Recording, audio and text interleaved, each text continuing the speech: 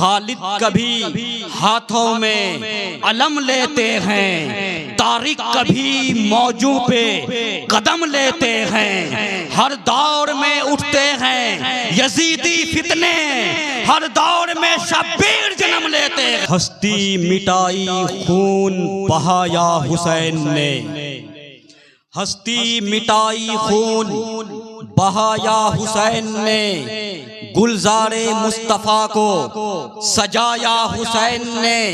यकदम में कत्ल हुए 1950 जुल्फ़िकार जबरन में उठाया हुसैन ने।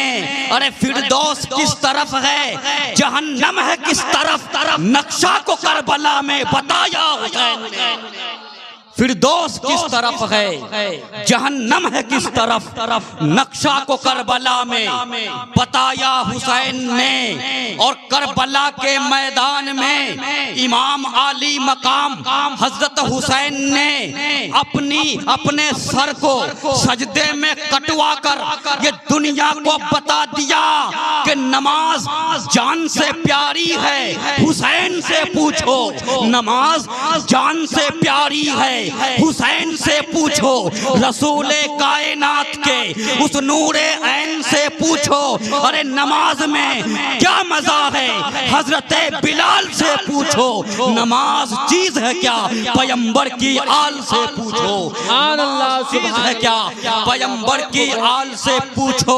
और तलवार के साए में सर को कटाकर दुनिया वालों को ये पैगाम दे दिया था कि न मस्जिद में न बैतुल्लाह की दीवारों के साए में नमाज़े इश्क अदा होती है, तलवारों के साए में नमाज़े इश्क अदा होती है, तलवारों के साए में। और अपने वक्त के गौसे ज़मा जिनके चेहरे अनवर को देखकर ताजदारे अहले सुन्नत, मुजद्दिदे दीनो मिल्लत, माहिए कुफ्रो ज़लालत, मुजद्दिदे मिअते माज़िया, मुअय्यिदे मिल्लते ताहिरा, इमाम अहमद रज़ा कुद्दसा सिर्रहू ने जिनके चेहरे को देखा तो बरजस्ता पुकारा, अशरफी ए रुखत आई न ए हुस्ने खूबा, ए नजर करता वो परवरद ऐसे महबूबा, वही हाजीउल हरमैन हम शबी है गौसे सकलैन, सैयदना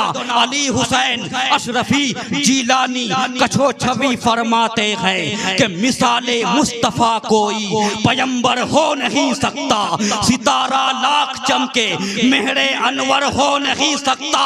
और कोई हो मुत्तकियो आलिमो जाहिद ज़माने में मगर आले मोहम्मद के बराबर हो नहीं सकता।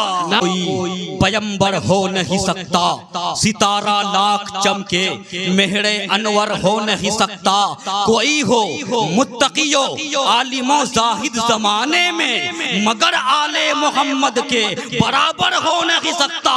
और इमाम अहले सुन्नत मुजद्दिदे दीनो मिल्लत की आरज़ू पर कुर्बान, उनकी ख्वाहिश पर कुर्बान, उनकी दुआ पर कुर्बान, उन्होंने सैयद को वसीला बनाकर, आले रसूल को वसीला बनाकर रब की बारगाह में दुआ की, अर्ज किया मौला आले रसूल का खादिम बना, सैयदों का खादिम बना। सिर्फ इसी दुनिया में नहीं बल्कि आखिरत में भी पुकार कर कहते हैं दो जहां में खादिमे आले रसूलुल्लाह कर, हजरते आले रसूले मुक्तदा के वास्ते। और दुनिया वालों को ये पैगाम दिया कि सैयदों को हल्के में मत लेना, ये औलादे फातिमा है, ये औलादे अली है, ये नूर है। पुकार कर कहते हैं या रसूल अल्लाह, या हबीब अल्लाह, या नबी अल्लाह, तेरी नस्ले पाक में है बच्चा बच्चा नूर का, तू है आईने नूर, तेरा सब घराना नूर का। तो आइए उस नबी की बारगाह में जिनको दुनिया ने जलाले ऐवाने सुलैमा कहा, दुर्र-ए नासिया ए सुम्बुलिस्ता कहा, कुर्र-ए दीद ए नरगिस्ता कहा, गुलदस्त ए बहारिस्ता ने जना कहा, याकूते नुस्खे ए इमका कहा, गौहरे मुहीते इत्का कहा, इत्र आमने दिमागे कुदसिया कहा। अगर आप देखें तो रसूल के बाद बशर में अगर सब सबसे अफजल कोई बशर है तो कोई और नहीं है, अबू बकर सिद्दीक है। दलील क्या है? तो दलील सुनिए। जुमा की नमाज पढ़ते हैं, खुतबा पढ़ा जाता है, उसमें कहा जाता है अफजलुल बशर बादल अंबिया बित्तहकीक अबी बकर सिद्दीक, यानी बशर में नबियों के बाद सबसे अफजल बशर वो अफजलुल बशर अबू बकर सिद्दीक है। अब महफिल है, नबी सामने है, अबू बकर सिद्दीक आगे है, नबी ने मुखातिब है, अबू बकर मुखातब है। नबी ने फरमाया या अबा बकरिन लम यारिफनी हकीकतन गैरो रब्बी, ऐ अबू बकर मेरी हकीकत को मेरे रब के अलावा किसी ने नहीं पहचाना। अगर पहचाना तो सिर्फ रब ने पहचाना, तो मालूम हुआ कि रब के सिवा किसी ने नहीं पहचाना। नबियों की जमाअत को देखें तो आदम भी बेबस है, शीश भी बेबस है, इदरीस भी बेबस है, यूसुफ भी बेबस है, यूनुस भी बेबस है, जकरिया भी बेबस है, यहया भी बेबस है, इब्राहिम भी बेबस है, इस्माइल भी बेबस है, इसहाक भी बेबस है, मूसा भी बेबस है, ईसा भी बेबस है, लूत भी बेबस है, हूद भी बेबस है। और उम्मती में चले तो अबू बकर सिद्दीक बेबस है, उमर फारूक बेबस है, उस्मान गनी बेबस है, मौला अली बेबस है, इमाम आजम बेबस है, इमाम हुसैन बेबस है, इमाम हसन बेबस है, जकरिया मुल्तानी बेबस है, अल्लामा नववी बेबस है, अलाउद्दीन हस्कफी बेबस है, इब्ने आबिदीन शामी बेबस है, जुनैद बगदादी बेबस है, गौसे जीलानी बेबस है, ख्वाजा अजमेरी बेबस है, बाबा फरीदुद्दीन गंजे शकर बेबस है, जकरिया मुल्तानी बेबस है, सब बेबस है, अलाउल हक पंडवी बेबस है, अखिये पाक बेबस है, मखदूम सिमना बेबस है, कलीमुल्ला जहानाबादी बेबस है, हजरत फसी बेबस है, सब बेबस है।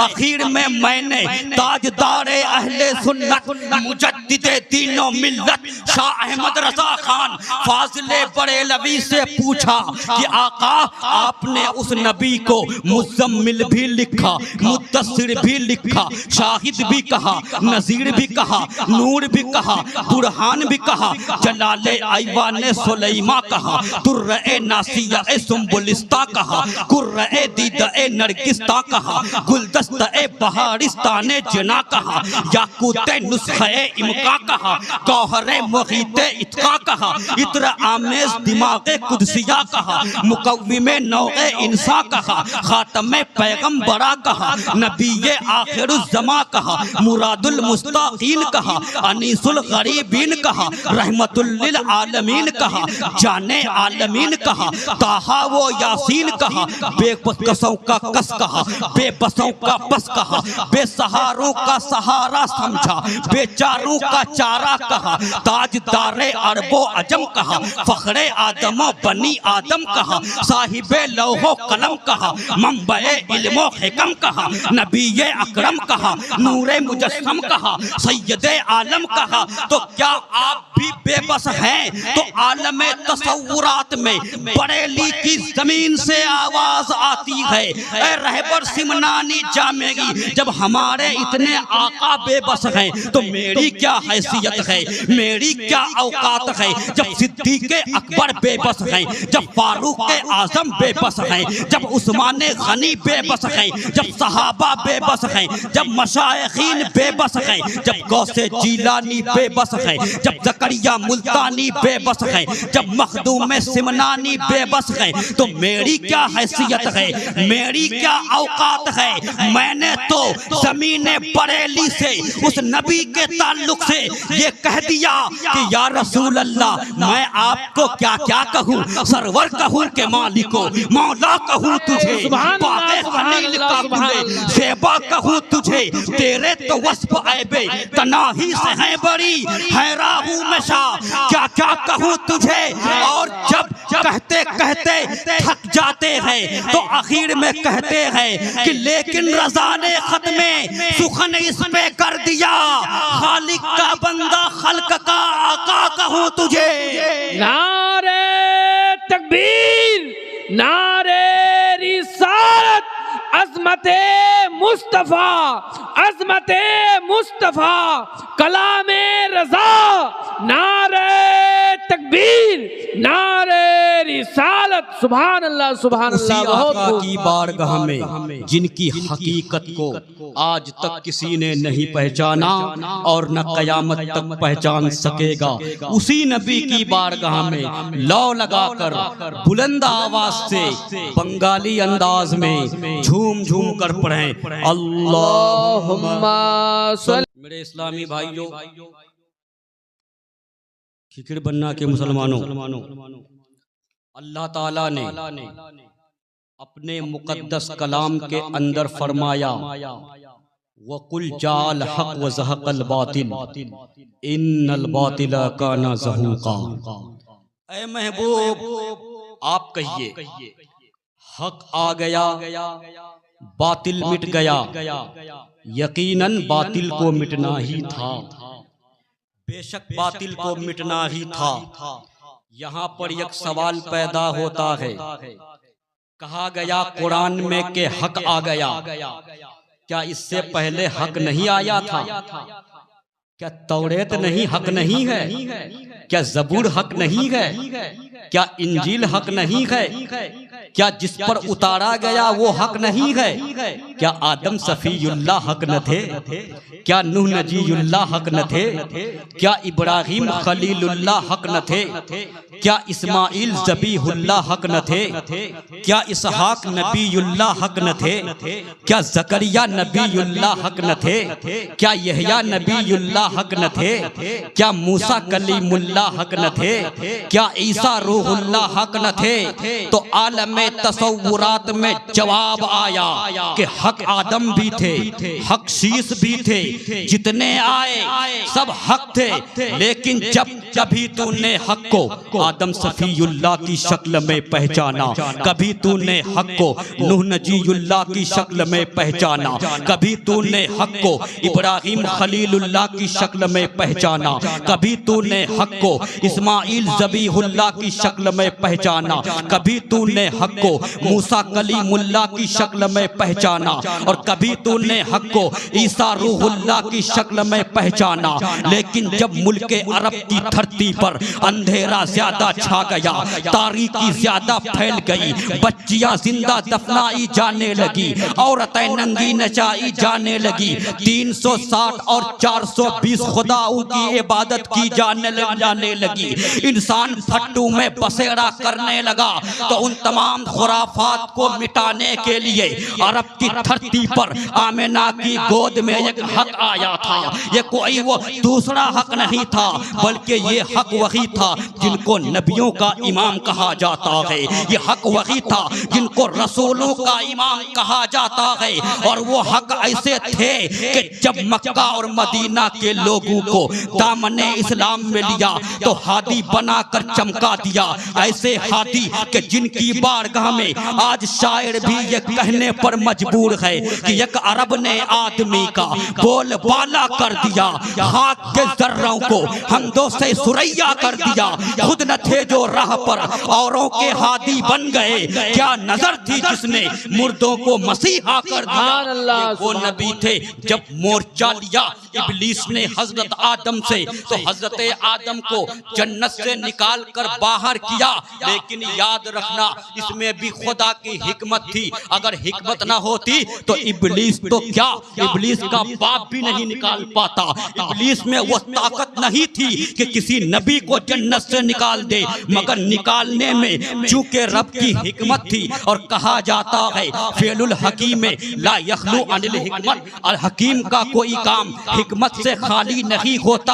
और अल्लाह तो हकीमों का हकीम है, अहकमुल हाकिमीन है। तो रब का काम हिकमत हिकमत से कैसे खाली हो सकता है। यही वजह है कि एक रिवायत में आया है कि एक मर्तबा हजरत मूसा कलीमुल्लाह ने रब की बारगाह में सवाल किया, मौला तूने छिपकली को क्यों पैदा किया, उस जानवर को क्यों पैदा किया। इमाम गजाली अपनी किताब में लिखते हैं, जब मूसा कलीमुल्लाह ने सवाल किया तो रब ने फरमाया, ऐ मूसा तुझे हिकमत को जानने की जरूरत नहीं है, तुझे वजह को जानने की जरूरत नहीं है, कारण को जानने की जरूरत नहीं है।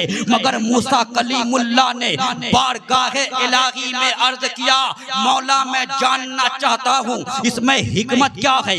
जब इसरार किया तो रब ने फरमाया, ऐ मूसा सुनो, जब मैंने तुमको पैदा किया था तो उस वक्त इसी जानवर ने, छिपकली ने मुझसे कहा था कि तूने मूसा को क्यों पैदा किया, तूने मूसा को क्यों पैदा किया। तो कहने का मतलब ये है कि रब के हर काम में कोई न कोई हिकमत है, लेकिन हम सारी हिकमतों को समझ जाएं ये कोई जरूरी नहीं है। उन्हीं हिकमतों को समझ सकते हैं जिनका बयान किताबों के अंदर आ गया, मगर जिसका बयान नहीं हम समझ नहीं सकते। तो इब्लीस को ये खुशी मनाने की जरूरत नहीं है, शैतान को खुश होने की जरूरत नहीं है। मैं ये कहना चाहता हूँ कि अगर खुदा की हिकमत न होती तो शैतान तो क्या उसका बाप भी नहीं निकाल पाता।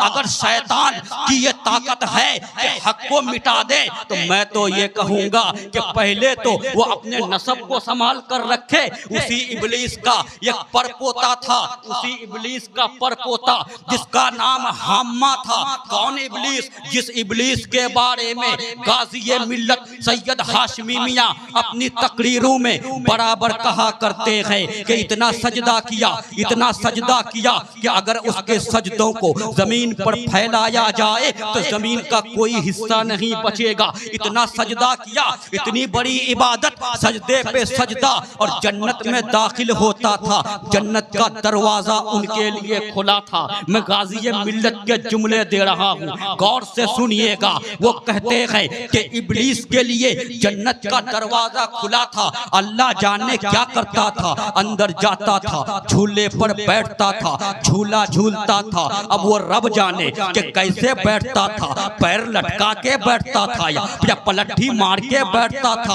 अगर मिलता तो पूछता, ऐ इब्लीस तू कैसा बैठता था कि तुझे शूट नहीं किया, कि जन्नत से निकाल कर बाहर कर दिया गया। वो इब्लीस जिसको जन्नत से निकाल कर बाहर किया गया, और बाहर क्यों किया गया किताबों में आया है, हदीसों में मौजूद है, तफसीर की किताबों में लिखा हुआ है कि तौहीन आदम की बुनियाद पर, एक नबी की तौहीन की बुनियाद पर, तो जब आदम की तौहीन बर्दाश्त नहीं है तो मेरे नबी की तौहीन कैसे बर्दाश्त हो सकती है। ये तो नबीउल अंबिया है। और जब जन्नत से निकाला गया तौहीन नबी की बुनियाद पर, तो जो अंदर था उसको बाहर निकाला गया, और जो पहले से बाहर हो वो अंदर कैसे जा सकता है, वो अंदर कैसे जा सकता है। मैं ये कह रहा था कि अगर इब्लीस में इतना दम है, हक से मोर्चा लेने की ताकत है, तो अपनी नस्ल को नहीं संभाल पाया, अपनी औलाद को क्यों नहीं संभाल पाया, और अपने अंदर बांध कर क्यों नहीं रख सका। रिवायत को सुनिएगा, खुलासतुत तफसीर किताब का नाम है, उसका पेज नंबर 170 है। उस रिवायत में आया है हजरत उमर है, रसूल करीम है, ये दोनों शख्सियत पहाड़ की चोटी पर, तिहामा की एक पहाड़ी पर चढ़ गए। जब वहाँ चढ़ गए थोड़ी देर के बाद एक बूढ़ा आया, बूढ़े की शक्ल में आया और सलाम किया, अस्सलामु अलैकुम व रहमतुल्लाहि व बरकातुहू। नबी ने जवाब दिया, वालेकुमुस्सलाम। जवाब देने के बाद हम सबके आका ताजदारे मदीना सुरूर कल्बो सीना इरशाद फरमाते हैं, ये इंसान की शक्ल में है मगर ये इंसान नहीं है, जिन है। ये इंसान नहीं है, जिन है। इसकी आवाज जिन की तरह है। कहने लगे, ऐ शख्स बता तू कौन है, तेरा नाम क्या है, तेरा काम क्या है, तेरा शजरा-ए नसब क्या है। तो वो कहने लगा, या रसूल अल्लाह मेरा नाम क्या है, मेरा शजरा-ए नसब क्या है। या रसूल अल्लाह मैं इब्लीस का परपोता हूँ, इब्लीस का परपोता हूँ, मेरा नाम हाम्मा है, मैं बेटा हूँ हीम का, हीम बेटा है लाकीस का, लाकीस बेटा है इबलीस का। या रसूल अल्लाह इबलीस से लाकीस पैदा, लाकीस से हिम पैदा, हिम से हम्मा यानी मैं पैदा। तो रसूल करीम ने फरमाया ऐ हम्मा जरा ये बता तुम्हारी उम्र कितनी है, तू कितने बरस का है, तू कितने साल का है। तो कहने लगा या रसूल अल्लाह मुझे तो ये पता नहीं, दुनिया की जितनी उम्र है उतनी उम्र तो नहीं है, उससे कुछ कम है, मगर इतना याद है कि जब काबिल ने हाबिल को कत्ल किया था उस वक्त मैं कई बरस का बच्चा था, पहाड़ों में दौड़ता था, लोगों का गल्ला चोरी करता था, लोगों का अनाज चोरी करता था और भाई भाई में लड़वाता था, दिलों में वसवसे डालता था ताकि लोग आपस में बदसलूकी करें, ताकि आपस में लोग बदफेली करें। रसूल करीम ने सुनकर फरमाया तब तो तुम बहुत बुरे हो, तब तो तुम बहुत खराब हो। तो उसने अर्ज किया ऐ सैयदुल मुरसलीन, या सैयदुल मुरसलीन, इस लफ्ज को याद रखिएगा, या सैयदुल मुरसलीन, ऐ रसूलों के सरदार, मैं पहले वैसा था अब नहीं हूँ, पहले वैसा था अब नहीं हूँ। या रसूल अल्लाह मैं तो आप पर ईमान ला चुका हूँ, मेरी मुलाकात हजरत नूह से भी है, मेरी मुलाकात हजरत याकूब से भी है, मेरी मुलाकात हजरत यूसुफ से भी है। या रसूल अल्लाह हजरत नूह के साथ मैं उनकी मस्जिद में 1 साल तक उनकी सोबत में रह चुका हूँ। या रसूल अल्लाह मैंने तौरेत भी सीखी है, मैंने इंजील भी सीखा है, मैंने ज़बूर का इल्म भी हासिल किया है। और या रसूल अल्लाह जब मेरी मुलाकात हजरत ईसा रूहुल्लाह से हुई थी तो उन्होंने फरमाया था कि ऐ इब्लीस के परपोते हम्मा सुनो, अरब की धरती पर आमिना की गोद में एक नबी आने वाले हैं, अगर तुम्हारी मुलाकात उस नबी से हो जाए तो मेरा सलाम पहुंचा देना। या रसूल अल्लाह मैं सलाम पहुंचाने सुभान अल्लाह, बहुत खूब सुभान। तो जब सलाम पहुंचाने आया तो नबी ने सलाम का जवाब दिया। सलाम का मसला क्या है, आपको अगर कोई डायरेक्ट सलाम करे तो आप जवाब क्या देंगे, अस्सलामु अलैकुम, जवाब क्या देंगे, वालेकुमुस्सलाम। लेकिन अगर आपको कोई इनडायरेक्ट सलाम करे तो शामी में अल्लामा इब्ने आबिदीन शामी ने फिक़्ह की किताबों में ये लिखा हुआ है कि अगर सलाम इनडायरेक्ट हो, कोई अपने दामाद से कहा कि जा मेरी तरफ से मेरे समधी को सलाम कर देना, अपने अब्बा को सलाम कर देना। अब बेटा आया, बाप को आकर कहा बाबा मेरे ससुर ने आपको सलाम किया है, तो बाप क्या जवाब देगा, क्या वालेकुमुस्सलाम कहेगा? नहीं नहीं, बल्कि तरीका ये है कि उस वक्त वो कहेगा व अलैका व अलैहिस्सलाम, व अलैका व अलैहिस्सलाम। तो ईसा रूहुल्लाह का सलाम नबी तक पहुंचा और हम्मा के जरिए से पहुंचा। तो नबी ने जवाब दिया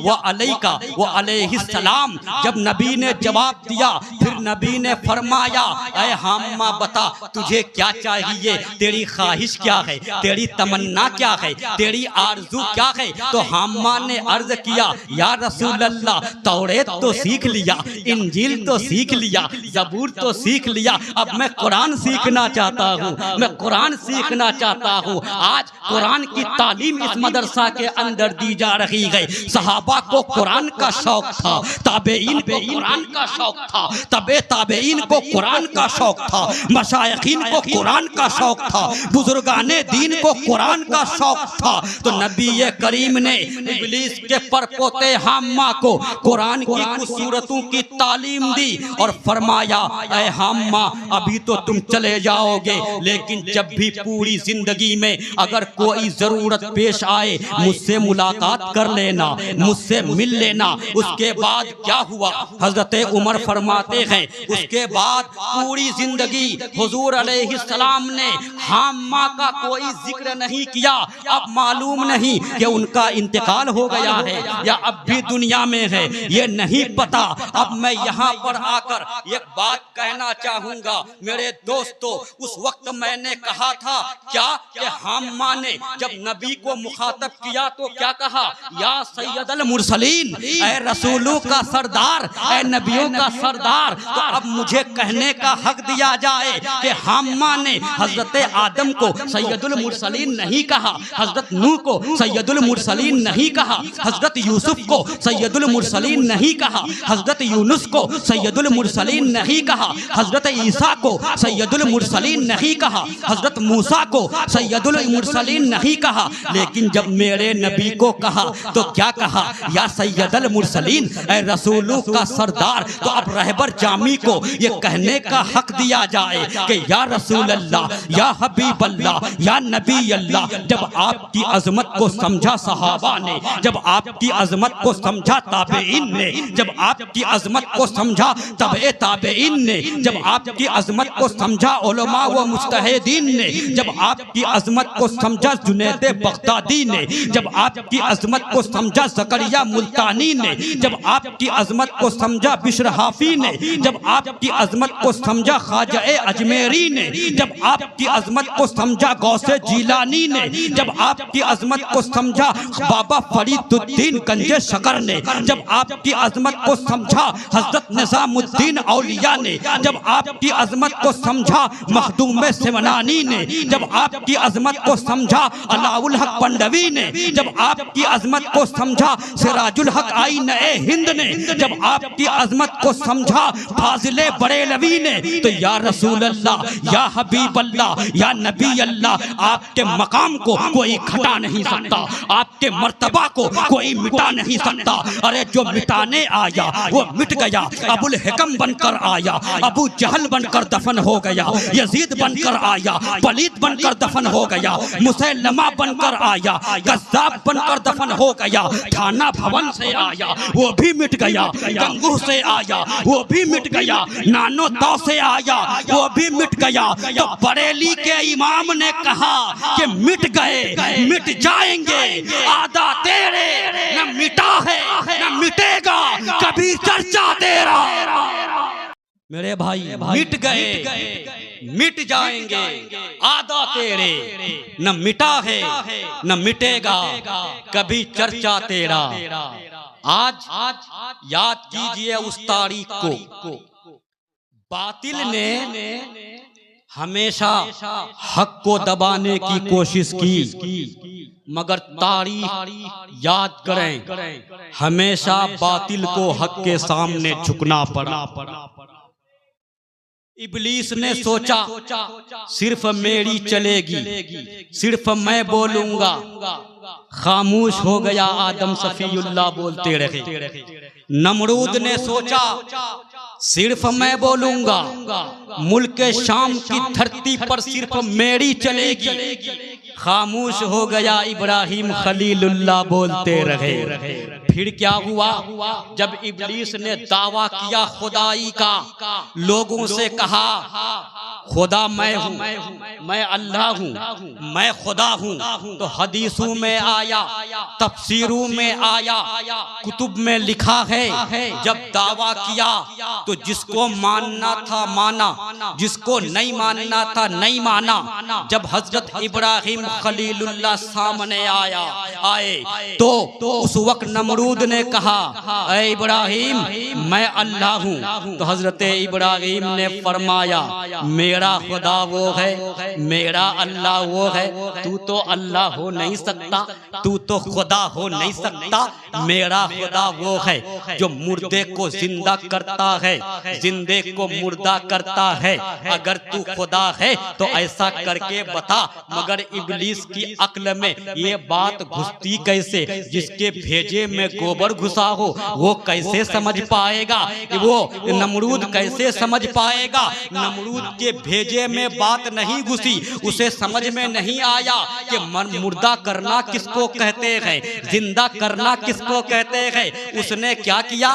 दो कैदी को बुलाया। एक कैदी को फांसी की सजा होने वाली थी और एक कैदी को छुटकारा मिलने वाला था। जिसको फांसी की सजा होने वाली थी उसे छोड़ दिया और जिसे छुटकारा मिलने वाला था उसको फांसी दे दिया और कहने लगा इब्राहिम मैंने मुर्दे को जिंदा कर दिया, जिंदे को मुर्दा कर दिया। हजरत इब्राहिम ने सोचा ये मरदूद समझ नहीं पाएगा, ये लईन समझ नहीं पाएगा। मुर्दे को जिंदा करना किसे कहते हैं, जिंदे को मुर्दा करना किसे कहते हैं, इसके भेजे में बात नहीं उतरेगी। तब फरमाया ऐ नमरूद मेरा खुदा वो है जो सूरज को पूरब से निकालता है, अगर तू खुदा है तो पश्चिम से निकाल, अगर तुम्हारे अंदर दम है तो पश्चिम से निकाल। किताबों में आया है फबोहितल लज़ी कफर, काफिर मबहूत हो गया, काफिर बेबस हो गया। कहा तू मानेगा नहीं।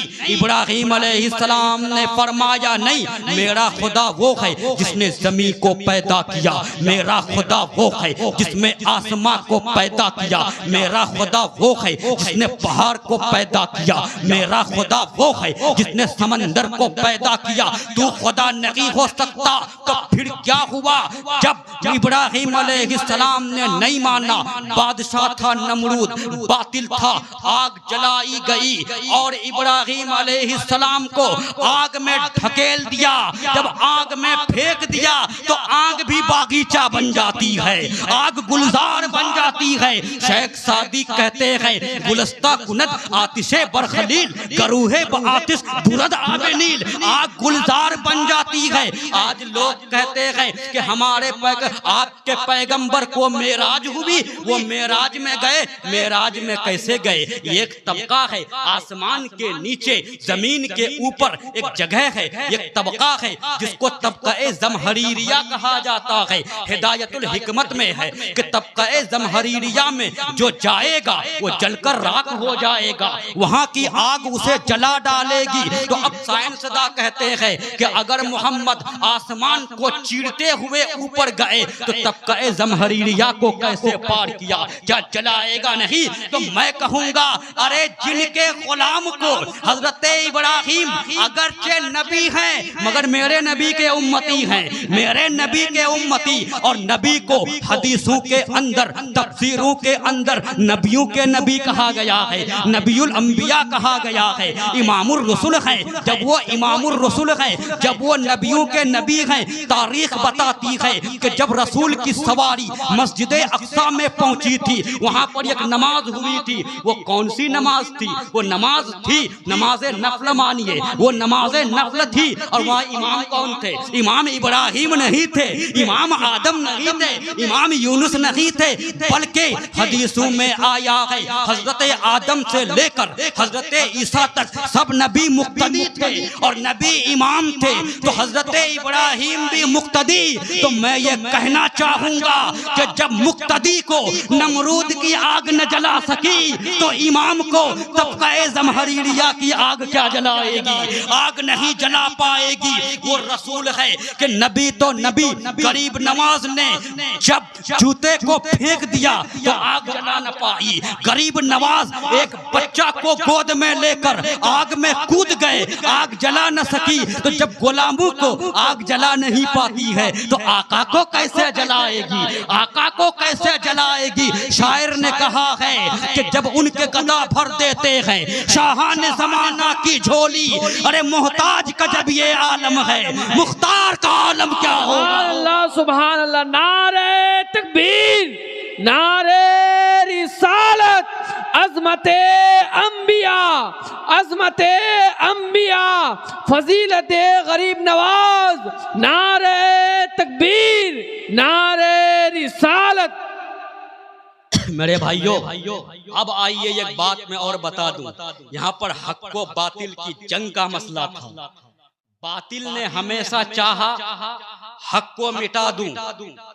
अब हुजूर के खिलाफ भी बकवास की गई, इल्मे गैब पर हमला किया गया, कभी खुदा की जात पर हमला, कभी खुदा की सिफात पर हमला, कभी इल्मे गैब पर हमला। और जब हमला करने आया तो मोर्चा लिया हक ने। कभी जवाब देने के लिए सिद्दीक़ अकबर सामने आए, कभी फारूक आजम सामने आए, कभी उस्मान गनी सामने आए, कभी मौला अली सामने आए। और जब मैदान करबला में यजीद ने हमला किया तो जवाब देने के लिए इमाम हुसैन खड़े हो गए और सर को कटाकर दुनिया को ये बता दिया कि ये सर कट तो सकता है मगर झुक नहीं सकता।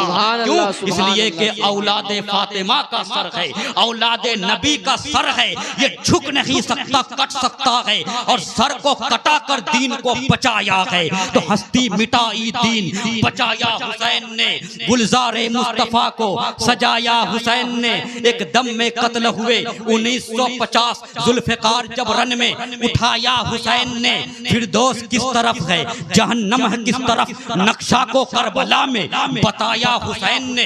तो मैं बात इस पर कर रहा था कि आज साइंसदानों को यह एतराज है कि मेराज कैसे हो गई और मेराज कैसे चले गए, ये जान नहीं सकते। ये तो इंसान है, इनको मेराज कैसे हो जाएगी। बस एक रात के एक लम्हे में ये यहाँ से मस्जिदे हराम से बैतुल मुकद्दस भी गए, वहाँ नमाज भी पढ़ाए, फिर वहाँ से उनकी सवारी उड़ी और सातों आसमान को पार करके सिदरतुल मुंतहा पहुंची। और जब सिदरतुल मुंतहा पहुंची तो वहाँ पर जिब्रीले अमीन रुक जाते हैं और जिब्रीले अमीन ने रुक कर कहा, या रसूल अल्लाह मैं आगे नहीं बढ़ सकता। नबी ने फरमाया वजह क्या है? तो जिब्रीले अमीन ने जो अर्ज किया वो शेख सादी ने बूस्ता के अंदर लिखा कि अगर एक सरे मोए बरतर परम फरोके तजल्ला बेसूजत परम, अगर एक बाल के बराबर भी आगे बढ़ूं तो अनवारो तजल्लियात मेरे पर को जला डालेगी, मैं बढ़ नहीं सकता। तो नबी ने फरमाया, ऐ जिब्रील तूने मेरे बाबा को क्या कहा था? जब आग में डाले जा रहे थे तो तूने क्या कहा था?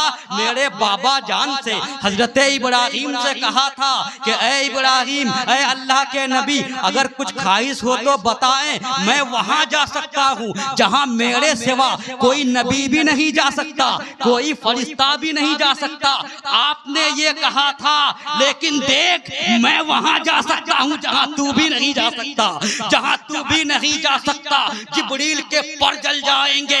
और जिब्रील कौन थे? जब आए थे तो छत को चीर कर आए थे, दरवाजा नहीं खटखटाया था, छत को चीर कर आए थे। तो जब जिब्रील की ताकत का ये आलम है तो जो जिब्रील का भी इमाम है, जो जिब्रील का भी नबी है, जो जिब्रील का आका है, जो जिब्रील का मखदूम है, उनकी ताकत क्या होगी? आज लोग कहते हैं नबी मेरी तरह है, नबी मेरी तरह है। मैं कहूंगा कि मेरे नबी तो वो है कि जिनके लिए जन्नती जानवर भी रोता था, जिनके लिए बुराक भी रोता था। मेरे नबी तो वो है कि जिनके कदमों को जिब्रीले अमीन भी चूमते थे, जिब्रीले अमीन भी बोसा देते थे। और ऐ नादानो, तुम तो ऐसे हो कि जिब्रीले अमीन तुम्हारे करीब गवारा न समझे, जिब्रीले अमीन तुम्हारी सोबत को गवारा न समझे, तुम्हारी याद में कुत्ता भी न रोए, तुम्हारी याद में चूटी भी न रोए, और नबी की याद में जन्नती जानवर भी रोता है। जिब्रीले अमीन के मखदूम जिब्रीले अमीन कदम चूमते हैं। तो जब तुम जिब्रीले अमीन के बराबर नहीं हो सके तो नबी के बराबर कैसे हो गए? नहीं हो सकते। यही वजह है कि शेखुल इस्लाम वल मुस्लिमीन रईसुल मुहक्किकीन हजरत अल्लामा मदनी अशरफी जीलानी कछोछे की जमीन से दुनिया को ये पैगाम दिया कि बशर के भेष में लाकल बशर की बात करो, अरे खैर चाहो तो खैरुल बशर की बात करो। मेरे भाई मेराज गए, लोग कहते हैं मेराज कैसे जा सकते हैं? आसमान में दरवाजा नहीं है, दरवाजे को कैसे पार करेंगे? अरे मेराज एक मोजज़ा था, मेराज एक मोजज़ा था। इंसान की समझ में जो ना आए उसको कहते हैं ये आदत के खिलाफ खर्के आदत जो काम हो, और नबी से हो तो मोजज़ा। वो नबी जो जमीन पर बैठे बैठे चांद को चीर दे, वो नबी जो सूरज को पलटवा दे, वो नबी जो इशारा करे तो दरख्त को बुला ले, वो नबी जो इशारा करे तो अबू जहल की मुट्ठी में कंकर को कलमा पढ़वा दे। वो मेराज क्यों नहीं जा सकते? वो लामका क्यों नहीं जा सकते? बिल्कुल जा सकते हैं। और दूसरी बात ये है कि रसूल को जाने के लिए यहाँ पर दरवाजे की भी जरूरत नहीं है, बगैर दरवाजे के इस पार से उस पार चले जाएंगे। ये रसूल की खुदाई ताकत है, उनकी रूहानियत है। और याद रखो ऐसा इंसानों, तुम कहते हो आसमान में दरवाजा नहीं है, लेकिन मैं कहता हूँ कि आसमान में दरवाजा है। इसलिए तो रमजान के बारे में यह कहा जाता है कि जब रमजान का महीना आता है तो आसमान के दरवाजे खोल दिए जाते हैं। पता चला कि दरवाजा है। और हुजूर ताजुल औलिया ने जो वहाँ पर यहाँ सादुल्लापुर में हुजूर ताजुल औलिया ने एक स्कूल कायम किया। स्कूल क्यों कायम किया, बुनियाद क्यों रखी, उसकी वजह यह है कि हमारी कौम के बच्चे दूसरे स्कूल में जाकर यूनिवर्सिटियों में जाकर अपना ज़हन खराब कर रहा है, अपना नजरिया बिगाड़ रहा है। जो साइंस कहती है उसी को अपना लेता है। लेकिन अगर कोई तालिब इल्म आईने हिंद स्कूल में दाखिला लेगा तो वहाँ पर साइंस भी पढ़ाई जाएगी और नजरिया भी बचाया जाएगा। साइंस का जो फार्मूला है वो भी बताया जाएगा, उसका रद्द भी किया जाएगा, उस फार्मूले की तरदीद भी की जाएगी। कम से कम बच्चों की अकीदत की हिफाजत हो सके, बच्चों के ईमान की हिफाजत हो सके, बच्चों को बचाया जाए। और ताजुल औलिया के ज़हने मुबारक में, उनके दिमागे मुबारक में ये बात है कि जो साइंस का नजरिया है वो बदला जा सकता है, साइंस का फार्मूला बदला जा सकता है, साइंस का नियम बदला जा सकता है, साइंस का कायदा बदला जा सकता है, मगर इस्लाम के नियम को कोई बदल नहीं सकता, इस्लाम के फार्मूले को कोई मिटा नहीं सकता, इस्लाम के कानून को कोई मिटा नहीं सकता। फिर वही बात कि जो मिटाने आया वो मिट गया। अबुल हिकम बनकर आया, अबू जहल बनकर दफन हो गया, यजीद बनकर आया, पलीद बनकर दफन हो गया, मुसैलमा बनकर आया, कज़्ज़ाब बनकर दफन हो गया, थाना भवन से आया वो भी मिट गया, गंगू से आया वो भी मिट गया, नानो तौ से आया वो भी मिट गया। तो हमारे इमाम ने कहा मिट गए, मिट जाएंगे, आदा तेरे न मिटा है न मिटेगा कभी चर्चा तेरा। सुभान अल्लाह, सुभान अल्लाह, बहुत खूब, माशाअल्लाह।